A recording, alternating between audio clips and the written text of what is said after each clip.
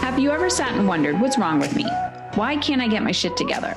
Or maybe you feel like you have your shit together, but you can't seem to break through to the next level.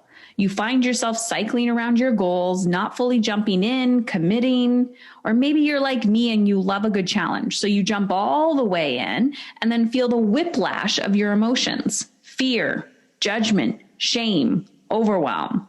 Why do some humans have this unbreakable resilience while others seem to run and hide from their emotional discomfort? This is the question I ask myself on a daily basis, and the one I am determined to solve on this podcast. I'm here to ask the emotionally uncomfortable questions and help women thrive in all areas of their life. I'm a TEDx speaker, author of Dying to Be a Good Mother, and host of this podcast.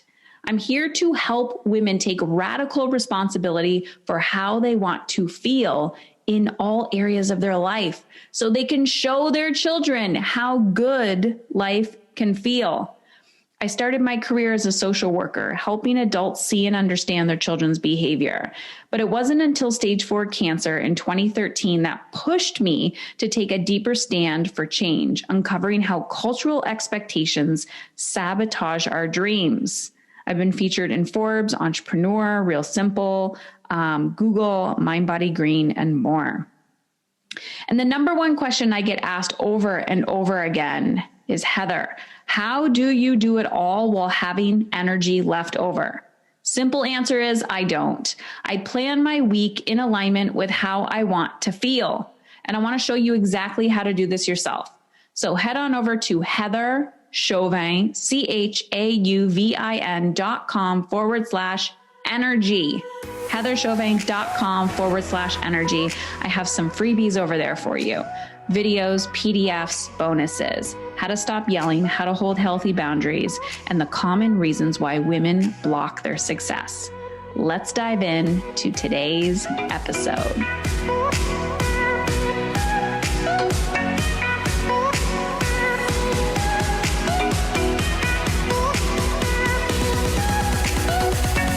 Awesome. All right. Welcome, Jessica. I'm so excited we're having this conversation. We're doing a live podcast recording of Emotionally Uncomfortable, and we're going to be talking about your book today, Hello Anger. Things going on around me, but we're good. I'm back in. Awesome. This I'm sure actually that will slide right into the beginning of this conversation, because the intention for you and I connecting was to have a conversation on the podcast about your new book, which is called Hello Anger.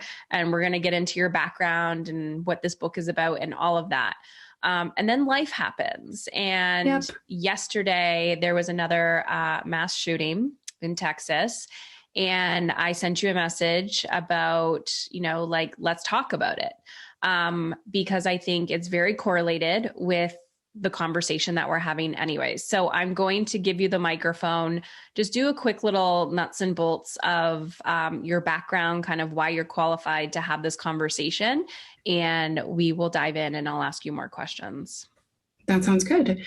So my background's in mental health. I've been in the field almost 20 years, working largely with trauma and all things related to trauma. It's funny preparing for a conversation like this, because I don't know that anyone is ever qualified to talk about human tragedy and even our big feelings, because we're all human. So I'm definitely on the journey with you. I will say that my life, my professional world, my personal life has been profoundly impacted by learning about attachment, trauma, and the brain. And so that is what I spend my time creating resources for, writing about, training, supporting around all things trauma and the brain.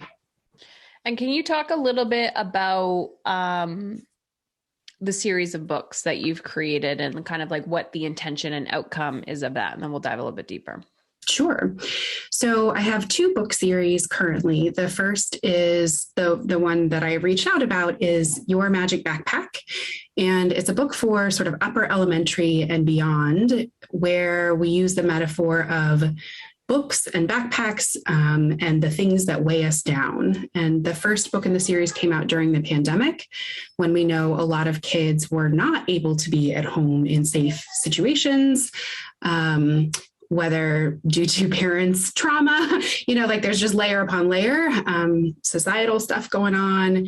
And so it was about a kiddo who had been home with an unsafe parent, and that book can be a heavy weight, and more books pile up on top, and sort of learning how to set that aside.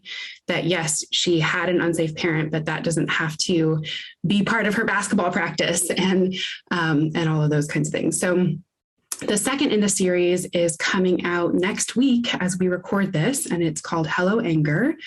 We know that anger is everywhere right now. And so I wanted to do something I haven't seen in children's literature, where we really honor what's underneath the anger. It's not just take 10 deep breaths or, push away anger, but honor and recognize that anger is a powerfully protective emotion. And anytime there's anger in this, magical backpack we carry, often it's thrown at others or maybe turned in on yourself, but there's always something underneath. There's always more, whether it's outrage and injustice or hurt or frustration or feeling different. Like there are lots of reasons that anger can bubble up and over. And I want to make it easier for folks to have difficult conversations. Yeah. So we're going to dive into some of those difficult conversations today, and I'm just going to continuously pull back the layers. But to give a different perspective, we titled this, I don't even remember what we titled it. It was something like, "Why did I yell?" Is that what it was? Yeah. Real time. Why did I yell at him?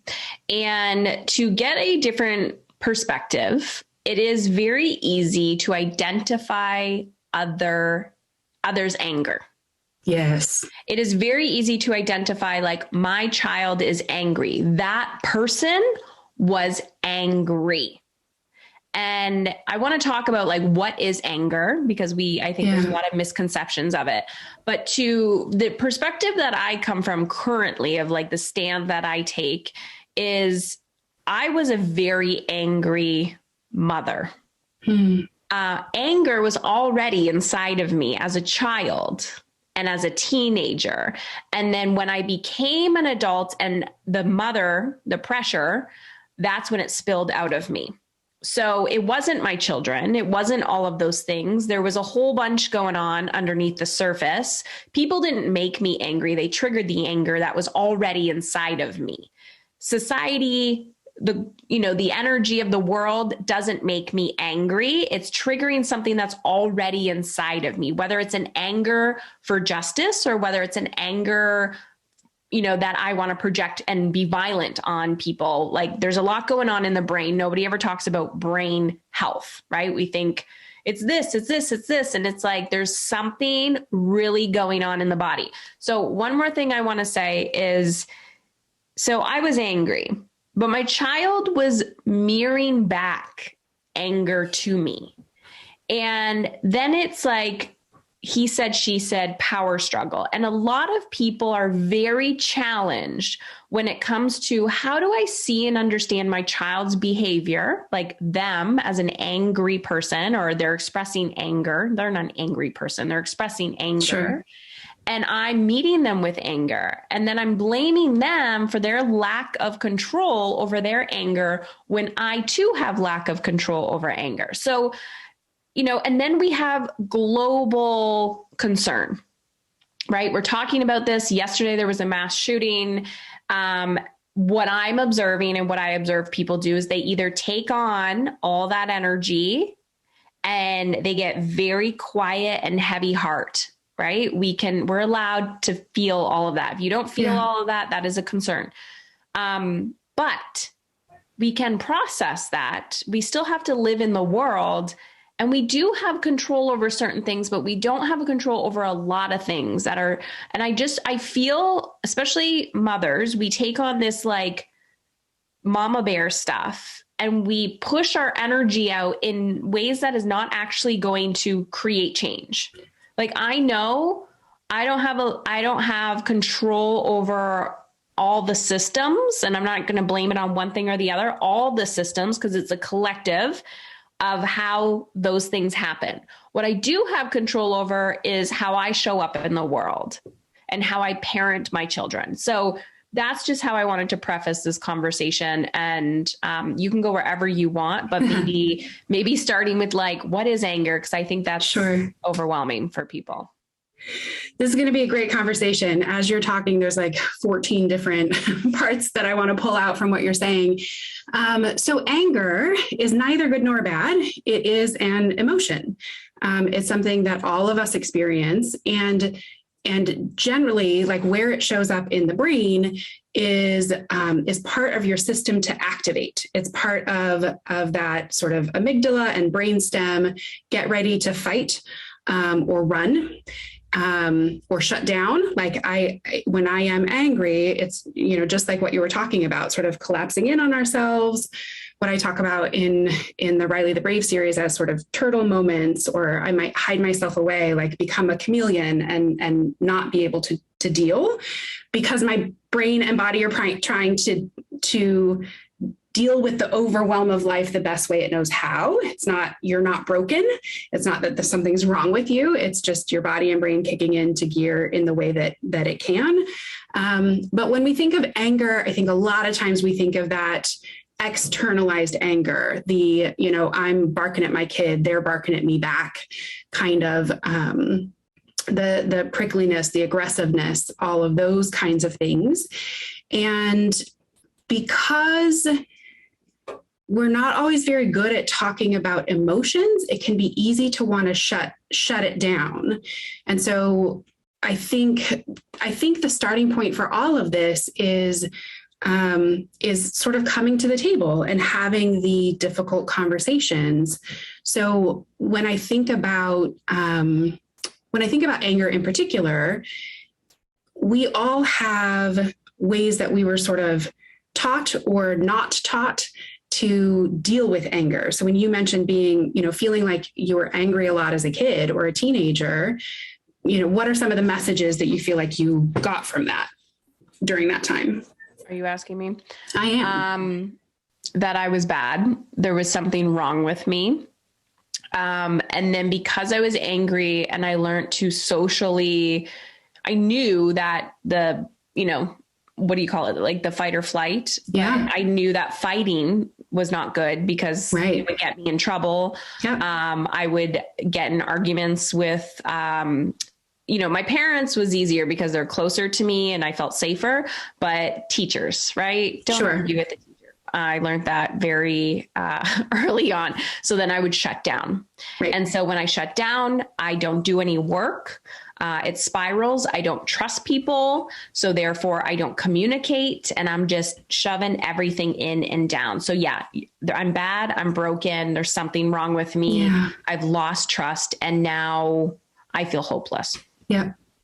Right. See how quick that all happens, that it just, if we don't address the anger and whatever's underneath it, it's just more stuff gets piled on top. You've got the shame, the lack of trust, the I'm bad, all of that stuff. And in my own healing journey, I've wrestled with that. And in my work, I see it all the time where it's either I'm not allowed to be angry, or anger is the only way I know to get my point across. I feel so unseen and unheard, or I have no other tools. And so I just need to yell louder. I need to be the loudest in the room for change to happen, or for me to feel okay. But then I feel ashamed after the fact because that's not who I want to be. And we just end up in this swirly mess. So I was going to say anger to me again, what I'm hearing you say is it's not bad, right? We need to stop labeling good and bad emotions. Yes. Like it's an emotion. But would you, and I heard you say it's an activator. Yes. But when is it considered not life enhancing? Because I do believe anger has kicked my booty to in gear. I get very ignited. And I'm like, I can feel that. When is it not life enhancing? I think that's a great way to put that, because I was really careful in how I wrote the book to make sure that I wasn't saying, even like, I struggle even sometimes with like healthy coping mechanisms as opposed to unhealthy coping mechanisms. While I get what's meant by that, I feel like it's important to think about like what our trajectory is. And sometimes what you have capacity for is not great for the long run, but it's what you have right now. So as far as teasing out the like life enhancing or not life enhancing, I will say, especially for a lot of the mamas out there who maybe were like me or are still wrestling through this, that I know I internalized that anger at others was not helpful. And so I just turned it all on myself. So I'm going to be harshly critical with myself about all kinds of things. I'm going to be enough, do enough, be perfect, help enough, love enough, and then everything will be okay. And then you're going to overdo and burn yourself out. And it's still not addressing those things under the anger. So what I think of being, I think anger is a clue to us. Like if we can treat anger as a clue, then we can sort of get out our detective hat and dig into what it's telling you. Often there's a fear underneath. Often there is something that feels powerless or hopeless or out of control or sad or scary. And those things gave me a huge aha moment, and I will tell you why. Okay. I actually had this conversation this morning with many people, and I said, I can function today. Like, I feel it, but I'm not like, when life events happen, I feel it. Yeah. But it doesn't take me out like it used to. And I'm like, am I becoming numb? But I'm like, no, because I think I'm more aware of it probably than the average person. Like, I wouldn't say more. I think a lot of people just live in this tunnel vision, and then something happens and it really shakes them up. Where every single day I'm recommitting to, how do I want to change the world? How do I want to change the world? And the second that something happens, instead of going to, I want to control this. I want to control this. I want to keep my children close. I want to like keep them home from school. Now I'm going to homeschool. And I go into that, typically what we do is we go into the fight or flight, the fear mode. And I'm like, interesting. Maybe it's because I feel like I have these, I don't want to say more control over my nervous system, but awareness of the nervous system, that when crisis happens, my brain now goes to, what do I have control over? Yeah. What do I have control over? And then that fear-based thought comes and I can process the fear rather quickly. Yeah. I'm curious your thoughts on that. I think that makes a lot of sense. I feel like so much of my work with parents and teachers and kids is around safely turning toward ourselves, really, and the tough stuff in our world. So I think it's so tempting to want to, especially if you live in a space with privilege, to shield your kids from the hard stuff, the bad stuff, the scary stuff. And what we just find confirmed in science, confirmed in, personal experience, confirmed all these ways is it's lots of little conversations where we get comfortable with the uncomfortable, where we get a little more comfortable being uncomfortable.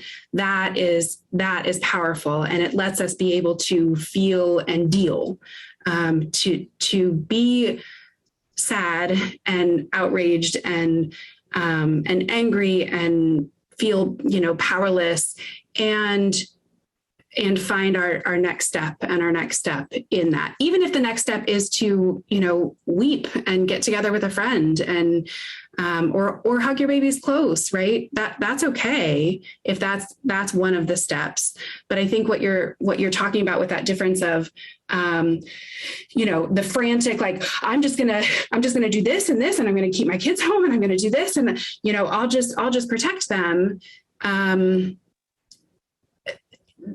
When that's coming from what's happening in the brain when you're going into that fight or flight? Because I think a lot of people live in survival mode all the time. Yep. So your brain is right there. So what is happening? Okay. So the super user-friendly model of the brain that I feel like everybody should know is, if you hold up your hand, fold over your thumb and make a fist, this is your brain. If you waggle your fingers, this is your thought that's the size of piece of meat you're supposed to eat. I think that's true as well. The hand becomes in handy, no pun intended, for all kinds of things. Okay. So this is your brain. Okay. So this is your brain. Waggle your fingers. That is your big human prefrontal cortex. It is the home of all the reasoning, all thinking things through, problem solving, creativity, like all that stuff lives up here. That is your upstairs brain. If you open your hand and the base of your palm is your downstairs brain. So your brain stem, your limbic system, like those big, intense emotions, survival brain, that's all down here, right? And your thumbnail is your amygdala. And your amygdala is the gatekeeper, the sort of the fire alarm of your brain that says, danger, danger, danger, flip your lid. I need all of my tiger powers to meet this challenge, or I need to curl up in my turtle shell because danger, danger, danger. I need to survive. I need to survive any way I can. It's not rational, right? If we have some of those connections to our upstairs brain, we can have a danger signal come in, and our upstairs brain sort of hugs that amygdala and says, okay, this is a lot. I'm going to think it through. Here's where I have some power to create change. I know I need a little fill up because I'm feeling drained after this emotional experience. And okay, I feel heavy, but I can function, right? That's that upstairs brain sort of working together with the big fight, flight, freeze signals that we're getting from the downstairs brain. So the goal then is not to never feel things. It's not to not have a downstairs brain. We need it, but it's for the upstairs brain to run the show. It's for us to be able to turn toward, to notice those big feelings, to notice where we're getting reactive. So amygdala is the alarm. Amygdala is the alarm and the gatekeeper that says, I'm safe enough to think things through, or get out of here, right? It's the, if you're listening right now and you can hear your kids in the background, it's is that just them playing? Is that a whiny squeal? Or is it oh my gosh, I need to go right this second and deal with whatever's happening because it's dangerous, right? The amygdala is saying that. And what I think it's important when you say, a lot of people are in survival mode, what happens with trauma, with chronic stress, which a lot of us have been dealing with the pandemic, with toxic stress, what starts to happen is that amygdala gets very sensitive. So if you think about a fire alarm going off, when there's a fire versus, we've all been in those situations where there's steam from the shower, or some other, it's foggy outside and suddenly your fire alarm's going off. That's what happens with our amygdala. Literally, the cells get bigger. It is ready to respond to danger. And it's not prioritizing those upstairs brain connections in the same way, because I need my quick survival versus needing my slow down and think it through when I'm in danger. Okay. So much here. So first, I really feel, one, we touched on privilege, and I think we need to dive a little bit more into that. There's so much that we can have this conversation about. I know recently within the last 5 years, it's interesting because I've been intrigued for probably 15 years because I got into meditation and mindfulness, but I was never attracted to like brain health. I was attracted to like emotional well-being, right? Sure. Like, I know the feeling, but now I'm like, it's all about the brain. Like that is and the gut, I feel like that's another conversation, but like it's like, go to this thing in your head and make sure it's functioning properly.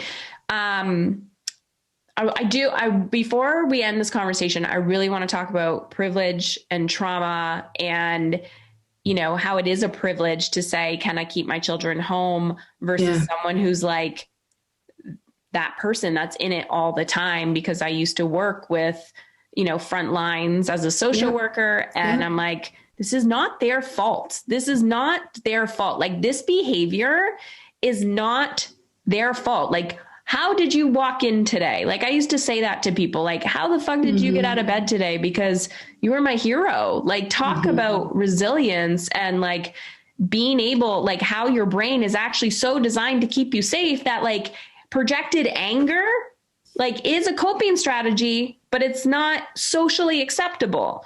Yeah. But before we get there, I had a thought and now I'm losing it. Oh geez. What was my thought? I don't know. I was so excited. And then I totally lost my thought, my brain, boop.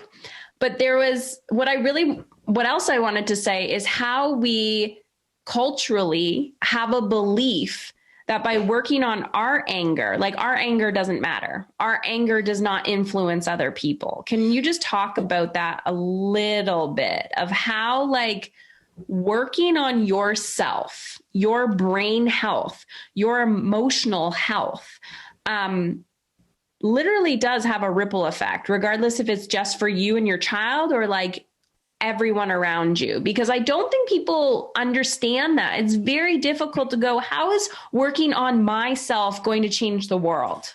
Yeah.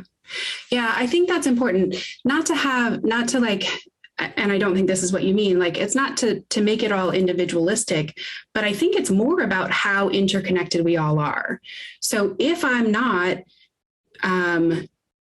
doing the hard work of looking inside, if I'm not slowing down when I can, when I have the ability, when I have that privilege, instead of just mindlessly scrolling on social media or, you know, doing whatever sort of numbing thing I might be drawn to, doing that work, I think the ripple effect comes in the conversations like what you were describing in the beginning, where, you know, you're reactive, your kid's reactive, you're reactive back, your kid's reactive back. And pretty soon there's no trust in the house and your word means nothing. And, you know, I think of families where, you know, the parent saying, stop yelling at me. And the kid's like, stop yelling at me. Like this, you know, it doesn't feel good. And we end up just sort of activated all the time, which again adds to that whole, like, you know, your lid is half flipped or all the way flipped much of the time. Your amygdala is getting more sensitive. And so we live in this sort of heightened state if we don't do the hard work of normalizing the breadth of human experience, normalizing that you will feel anger and here's what you can do with that. Not just count backwards from 10, which is great. If that's helpful for you, do it. And then still deal with what's underneath. Are you afraid of failing your kid as a mom? Are you are you trying to control something that's really not in your control? Are you outraged at systemic injustice and taking it out in this way that's not actually moving toward change? All of those things,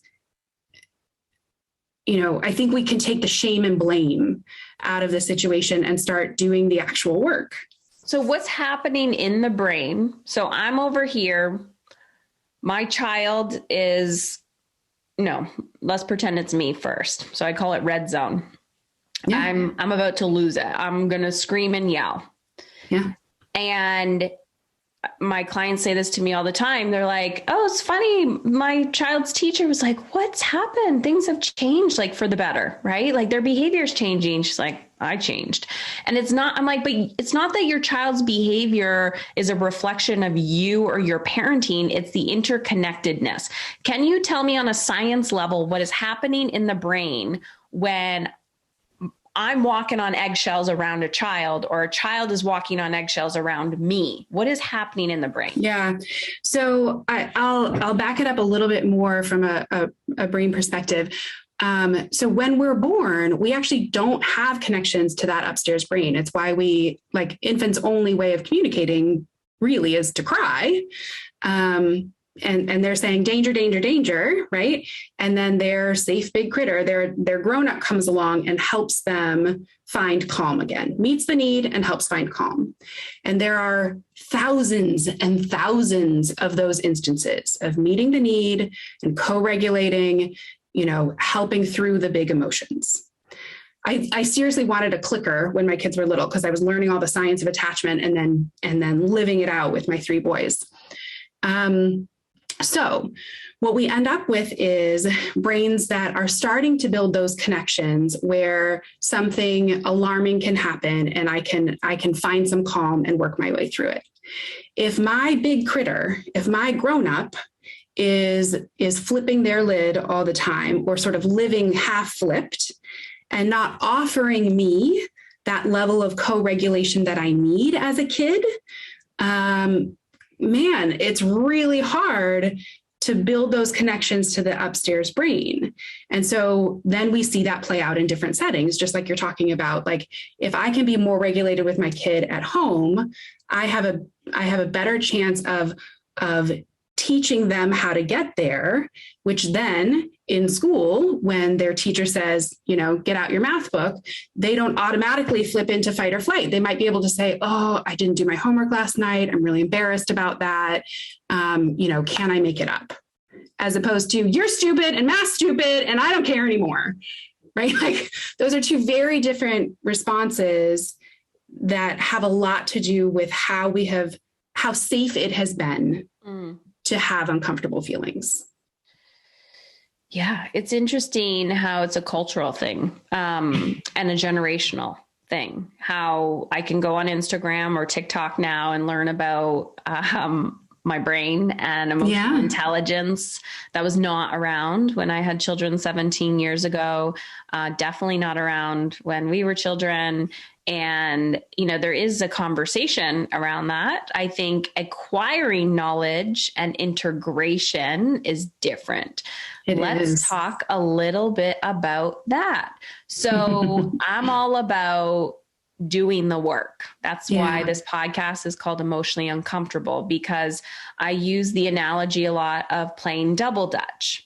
So we have the ropes. We are, you're watching someone, you're ready to jump in. So that's when you are listening to the podcast. That's when you're reading the books. That's when you're sitting and attending the conferences, but you're not actually doing the emotionally uncomfortable work to regulate your brain, to regulate your emotions. Because if you did that, what is actually happening in the brain? What is the comfort zone? Like, what is actually happening in the brain when you're doing integration work? And then we'll get into some practical ways they can start doing that.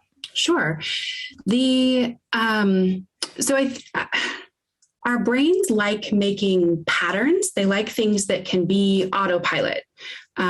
We take in 11 million bits of information every second, and we can only consciously process, 30 to 50 of those 11 million bits. It's part of why we have to actively work against stereotyping and, some of these sort of categorizing things, because our brains are category makers. They like it, the brain likes to make patterns.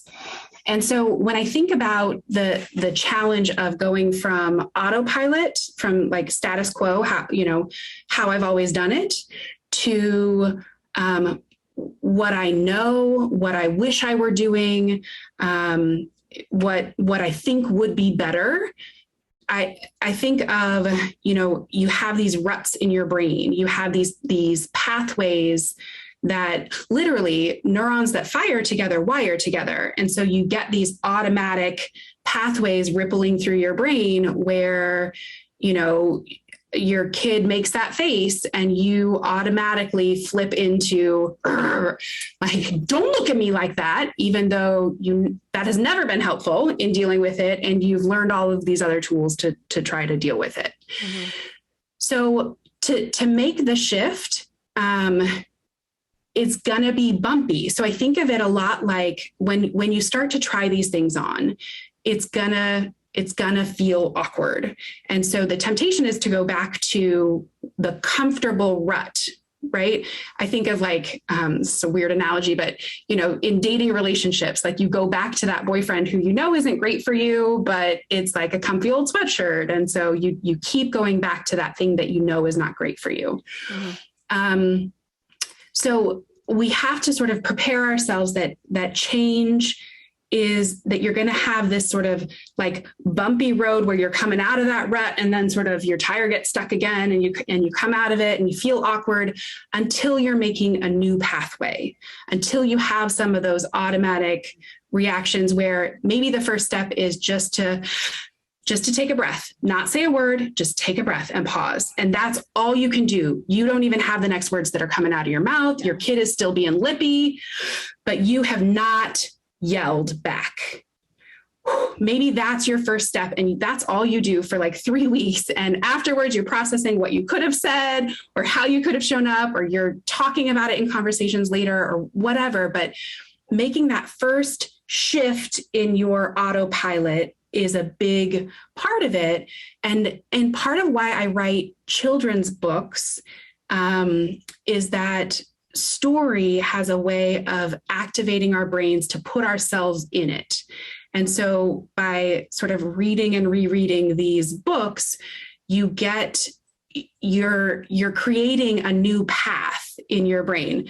Don't start and stop there, right? Like there's still more work to be done, but I want to help create ways that you can imagine. In fact, your default mode network, this front to back connection in your brain, lights up when you read stories more than when you read, a description or when I just talk to you. Mm-hmm. That story has a way of lighting up our brains that lets us start to make a new pathway.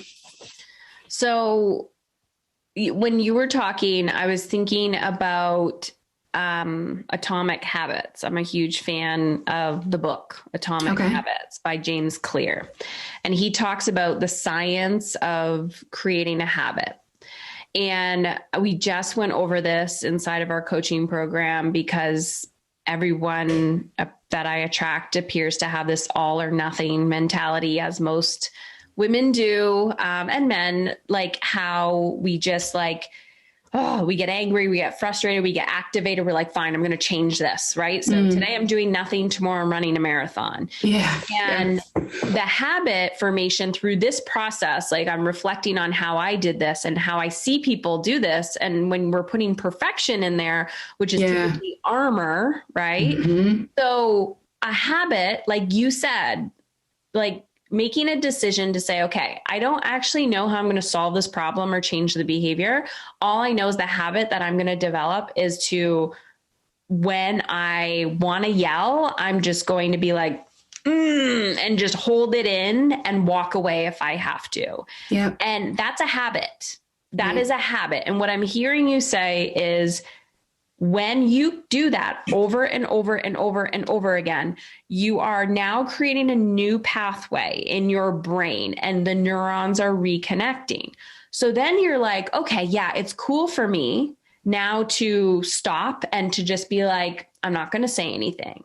And then you add you compound habits, right? So you add the next step, which is now I'm going to say, you know what, we can talk about this later, or whatever the heck is happening there. And then it's like, boom, boom, boom, boom, boom. And then over time, you're like, my child could spit in my face and I'm non-reactive ish. Yeah. And I think, recognizing that you're going to have moments where you fall back in those old patterns, but you notice it and can say, oh, geez, I was responding like I was with my brother instead of my kid. I need to rein that back in and go back and repair. So I also want to send the message that, like you said, perfection is not the goal. In fact, in relationships, especially in parenting, the repair process, we were in it together and jiving. And then I flipped my lid, I lost it, I yelled, I did whatever. And I can come back and say, I shouldn't have done that, and stop talking. Don't immediately go into, but if you hadn't talked back to me, I wouldn't have blah, blah, blah, blah, blah. I have literally had to apologize in the middle of an apology where I was like, I thought I had my lid on enough with my kiddo to say, I'm sorry I did that, and stop. But I went on to blame him for my actions. Not helpful, not true, not helpful. I am responsible for myself. Yeah.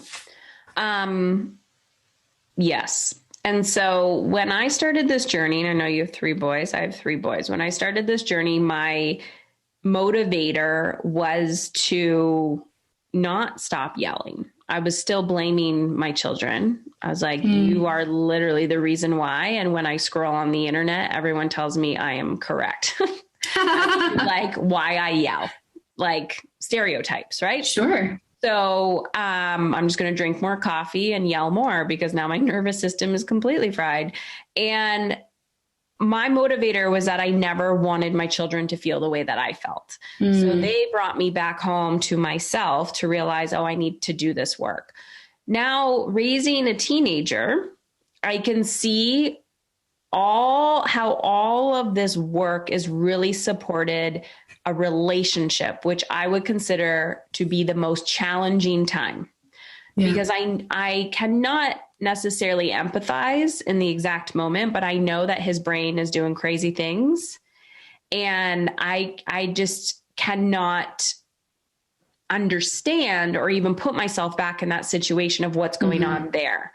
All I know is that criticism in any capacity, whether that child is angry, sad, depressed, frustrated, whatever it is, criticism never supports healing. Criticism will never support anger, projected discipline, projected punishment will never support healing. And it will actually ignite the problem. And so I think this is where privilege comes in, because it's a privilege to have this conversation with you today. It's a privilege to have the capacity to do this work. It's a privilege to be that our mind is even capable of doing that. So regardless if you are a teacher, if you are a frontlines worker, if you are a parent, if you're a human being out in the world, it's very easy to judge other people based on their emotional state, right? We want to judge what happened yesterday. But what do you say about that? So I think I'm going to go back to what you were talking about with your son. I think there's this misnomer maybe that we can, with all of this information that we have, that we can parent perfectly, or that we're supposed to, especially in certain circles, that you're supposed to sort of manage all of the things in just such a way that your child, it suddenly becomes the adult that you want them to be. I think when we as parents can recognize that it's only ever been an illusion of control. It's not that you have less control of your son. It's just that it's always been an illusion of control. They will sleep when they want to sleep. They will poop when they want to poop. They will, like it's never as in control as we feel like it is. And so our goal is really to teach them the care and keeping of themselves and others, to teach them how to navigate the internet, how to get a job, how to have a conversation, how to deal with big, yucky feelings, how to confront something that's uncomfortable to confront. Like, our job is not to do all those things for our kids, but it's this constant skill building. I think of high nurture and high expectation, that we love our kids to death. You're not going to spoil your kid by loving on them and all of those things. And we can set expectations from that place of nurture as opposed to from that place of criticism. It's not that you're a bad kid because you reacted harshly, or you pushed your brother, or you got in a car accident, or whatever the thing is, right? It's, but I want to help you with the care and keeping of you. I want to help you figure out how to navigate this for next time, and how to deal with the big uncomfortable feelings that you're having because of whatever stupid teenage decision you made. Mm-hmm. I don't know if that fits with what you were getting at. 100%. So I'm going to take that to the next level, because you have this adult-sized child in front of you. Yes. And when they were younger, you had more control, perceived control, because you literally can strap them into a 5-point harness. Right. You can dictate what time they go to bed. You can literally lock them in the house to keep them safe, because they're like wild animals. But as an adult, like in an adult body, and this anger projected coming out, this wild mind, the discernment that you need to be able to say, like, I'm holding a boundary here. I'm going to nurture you. I'm going to love up on you, but I'm going to hold a boundary here. You're not going to like the boundary, and that's okay, because I'm trying to focus on your brain health. I'm trying to focus on your overall health and well-being, and you're not going to like this. Then they're projecting their anger onto you. There's a lot going on there. There is. I think you even said it a little bit, as far as trying to shift it from feeling like so let's say the conflict is about, screen time or whatever, something on their phone, that it's not you against your kid and their phone. It's you and your kid, that you're bringing your kid along against screen addiction, or against pornography addiction, or again, like that I'm in it with you for this higher goal. And within that, recognizing just what you said, that as I'm in it, I get that feels really crappy that I'm setting this boundary, or that I wanted to go this certain way, or that you can't use the car for X, Y, and Z. I get that feels really unfair. I'm going to have some empathy for that. And then when they storm off, that's when you go back to those habits that you've created for yourself of, this is how, it's a brain thing. This is how their brain is reacting right now. It's not about me. We'll come back together. I find one of my boys, all my boys, a lot of work. Like, it takes a lot of work. But that's the whole point that we're trying to get to, is like, you're not going to find a book on page or strategy on page 53 of how to parent awesomely by whoever, Dr. So-and-so. And then the strategy, it really is like, for you to even have the skill to say, it's their brain, I'm in my red zone, to flip my lid. Like, you have to do the work to connect all sides of your brain. And that takes time, habits, and consistency. And and knowing your triggers. So for me, like, I think for a lot of us, defiance is a trigger when your kid, you say, unload the dishwasher and they lollygag, or they don't do it at all, or they go do something else, or they tell you you're dumb, or whatever it is, that I know for myself that that's when my downstairs brain kicks in and I want to ratchet up consequences. Okay, well, you won't play video games today or ever again in your life. And, it just like up. But if I can take a break, I literally had to do this with one of my boys a couple days ago, where I could feel like he was out of sorts. He had flipped his lid. I think he was hungry. He was a little bit sick, so his appetite was a little off, it's all these factors. And what I wanted to control the situation and power through him doing the dishwasher the way I wanted in that moment. It went so much better when I took a beat and said to his brothers, like, I'm going to take a break right now. I don't think I don't think so-and-so is in his upstairs brain. So we're going to give it a minute. And he's, just pushing all the buttons, just trying to get the reaction. And I'm not giving him the reaction. And I'm encouraging his brothers to not give him the reaction, not in a punitive way, not in a like, oh, he's such a bad kid and we're going to ignore him, but in a, we're going to let him get his upstairs brain back online. Mm-hmm. And it worked. Like, he and I have had enough conversations outside of those moments that he has said, when I'm like that, I just need some time. Yeah. So me trying to control it and power, power through and get compliance right that second, we're going to just be a sea of anger.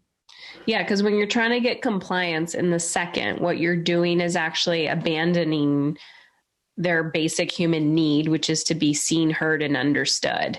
Yeah. And that is where punishment and control come in. Yeah. And then we're like, oh, I'm a bad person. And if I don't do what this other person says, and then that's where we become a people pleaser. And then you have to unlearn that as an adult. All right, we're going to wrap up. So here we are, caring. We care. Yeah. Yeah. We want to make an impact in the world. We want to literally save and rescue everybody. It starts at home. It starts with our brain. There's a lot of, and there will always be a lot of people in the world who have no idea, or even the opportunity to take care of their brain and to work on their emotions. Yep. Why do you feel it is important to do this work on yourself for the greater good?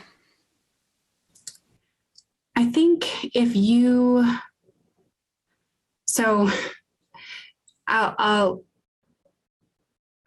my brain is going 1,000 different directions of why I think it's important.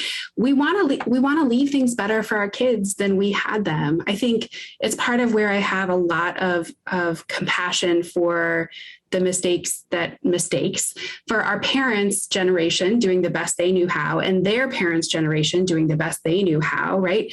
That we want to make things better. And so what we're learning is this is a powerful way to make things better. How many people are in therapy because of stuff that happened early in life? And so what if we can normalize dealing with this stuff earlier? What if we can do our work so we're not passing on the same junk to our kids? And from a nerdy brain science perspective, you can actually help pass along healing from an epigenetic standpoint. So how your kids, even your kids by adoption or kinship care or whatever, like even beyond biology, your healing can be passed on in the same way that trauma can be passed on. And so I think I did a workshop in a women's prison for a group of mamas. And every mom in there, first of all, they're in there because of a big downstairs brain moment.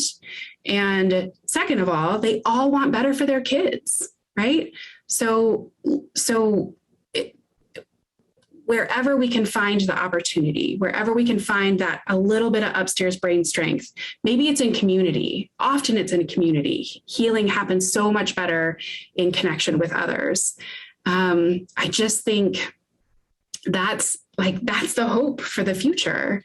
is getting a little bit more comfortable with the uncomfortable. Yeah. Having those conversations, creating space to do the work doesn't need to be all or nothing. And it's little tiny things because it's all interconnected. If I had to look back on my journey, I used to remember like, okay, I'm going to meditate. And I'm like, I don't know how. I'm like, it could be a walk. Like it's anything. It's really just understanding like, not this is not how I want it to be, utilizing the resources that you find, implementing them, and knowing like, if you're attracted to something, that's your path currently. Like anything is more life enhancing than not. And, you know, do not bite off a lot at once because it's going to overwhelm you. It's those slow, steady increments. And I like to say, you know, I went through that phase where I felt guilty for my privilege. And I was like, how dare I have this and not utilize it for good? Yeah. And so, you know, I'm like, nobody benefits from you dimming your light and just meeting everyone else where they're at. Like you're actually adding more problems. Like, what are you going to do with that? The more abundance you have, speaking your truth, like, yes, you have like being an ally.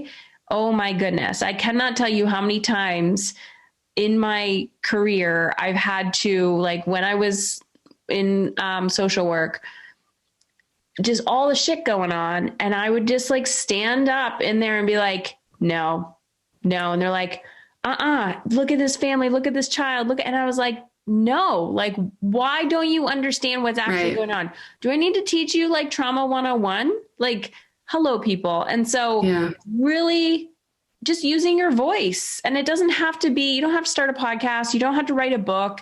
It's really about like taking that stand when you see somebody saying something about somebody else, going, wait a minute, let's just stop for a moment and say, do we actually know what their life experience is like? Let's dissect it a little bit instead of yelling. And also this, like, you know, I watch my body go into fight or flight every time I make a statement when crisis happens out in the world. I'm like, I know I'm going to get hate. And I'm like, why are you trying to argue with me? How I show up in the world, like if you don't like have a respectful conversation with people to go, I'm curious why you feel that way. Yeah. And know that we never understand what like somebody's beliefs, like it's just, let's connect even if we don't believe the same thing, because we are all interconnected. And dig under the reaction. Like if there's that big reaction, you know, usually there's a fear underneath. Yeah. What am I angry at? Like what? Ooh, yeah. I would much rather, I'm really working on saying something and working on being okay, being criticized rather than not saying anything at all. Because if I stay small, I'm literally not taking a stand for somebody else. And that to me is hiding behind privilege. Yeah, I would agree. Your book, do you have one with you? I know you're like in a hotel or something. I am in a hotel. All right, hang on. And for everyone who's listening live, post in the chat, what has been your biggest takeaway? What's been your biggest aha moment? I think I'd have it handy. All right. Hello, Anger. And it's a kid's picture book. Really bright, amazing illustrations by Mackie Pamintwan. And it comes out next week. Love it. And where can people purchase? So if you go to helloanger.com, you'll get all the details. And I especially encourage you, if you're listening this week, if you're listening at the end of May, go on there now, because there's a whole resource bundle to help you make more use of it, to really have these conversations, play a game around anger with M&Ms, like do little things to help kids say hello to their anger and all the junk underneath. Perfect. And you know what I love about it, even if it is a child's book, we need to learn things. Like every time you're writing or something, they're like, write it like you're speaking to a child. And that's what I love. Like the simpler it is, the easier it is to understand. So even if you're like, I don't have children in my life, like pretend you do and go get those resources. Someone said, is this another one of those books that's for kids, but it's really going to teach me about myself? I was like, yeah, you got me. Like, that's what I write. 100%. Thank you, Jessica. Thanks, Heather.